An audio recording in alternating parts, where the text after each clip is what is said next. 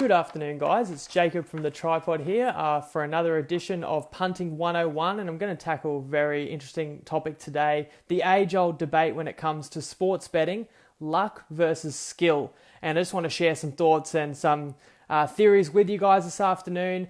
This is our, nuggets of knowledge that we're trying to share with you every Friday afternoon, evening, depending on whereabouts in the world you are.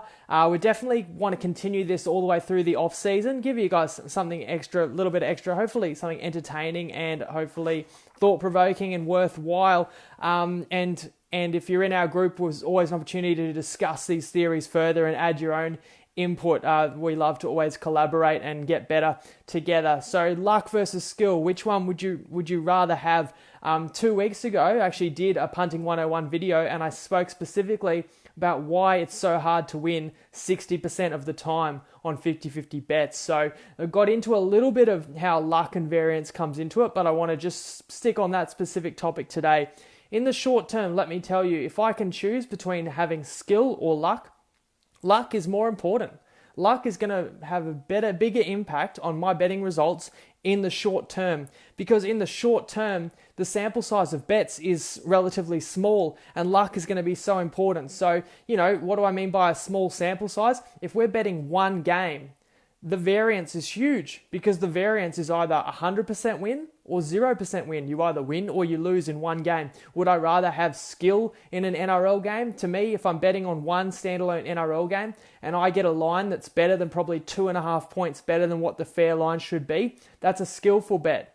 But if I'm lucky in that game, maybe my team is defending their line, they're about to concede a try, they intercept the ball and go 90 metres the other way and score a try. And that, as we know, if you've watched footy, these games can swing on one moment. And, an intercept try like that can be a 10-point, 12-point swing.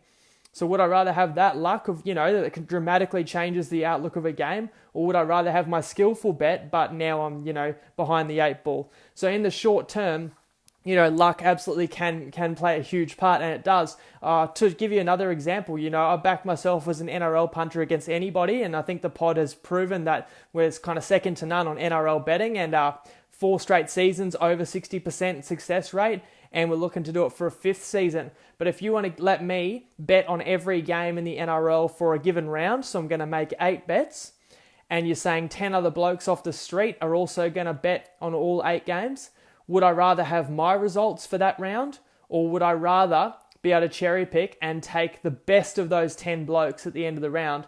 I'll take the best of those 10. I think out of those 10 blokes that don't know much about betting, but they just bet either the line or the total, at least one of those 10 is going to have quite a profitable round just by pure luck. I'll take that 1 out of 10 bloke. But if it was me versus 10 blokes for the season, and I get told I can either have my own results or I can have the results of the best out of those 10. So number 1 out of those 10 blokes, whoever makes the most money that season, I can have his results.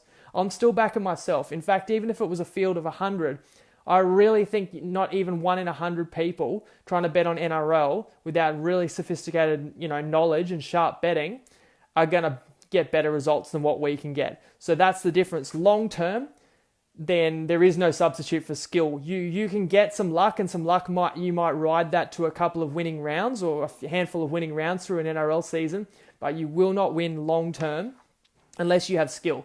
Now, what do we actually mean by skill when we talk about betting?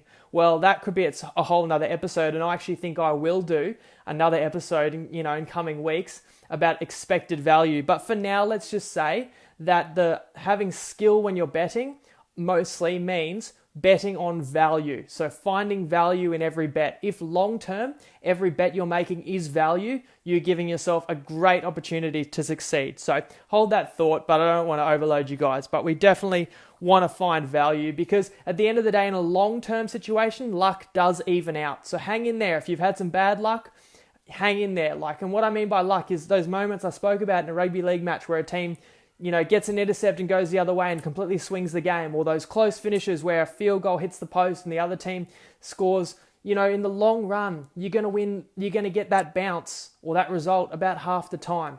You will win the close ones about half the time, you'll lose the close ones in half the time in the long run.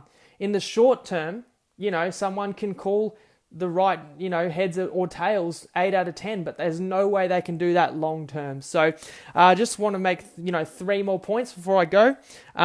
So don't mistake luck for skill. Somebody who does, if someone had a big night at the casino and won heaps of money, I'm not going to think to myself, oh, this guy must have a system. He must be a guru. I'm going to follow him blindly next time he goes casino. He could have just had luck that night. I very much doubt, unless you had some sort of inside edge, anybody's going to be beating the casino long term. So do I want to follow what he's doing just because he happened to win? No. So don't mistake luck for skill.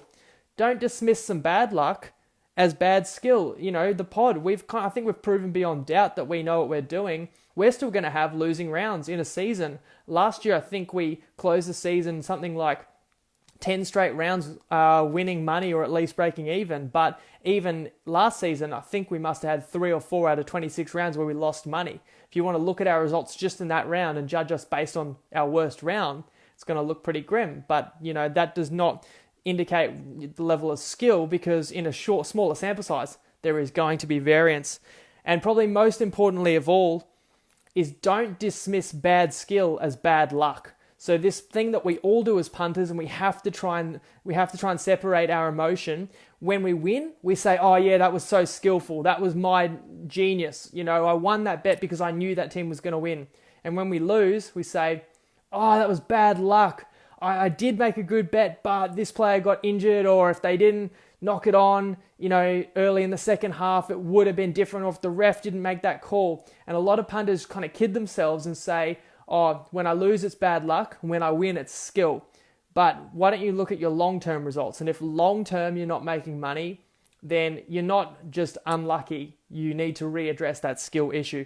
But that's what we're here to help you do. And that's why we have the app. And the app, definitely emphasizes sample size in terms of helping you spot who the sharpest punters are. We've got the group, and we've got our, podcasts and this page. And that includes a live podcast tomorrow for 2 massive NFL games if you're into the American sports. 2 matches to decide who makes the Super Bowl. On Monday, that podcast is tomorrow, 10 a.m. Queensland time, live, 11 a.m. south of the border. Thanks for tuning in this evening, and have a great weekend, punters. Stay safe.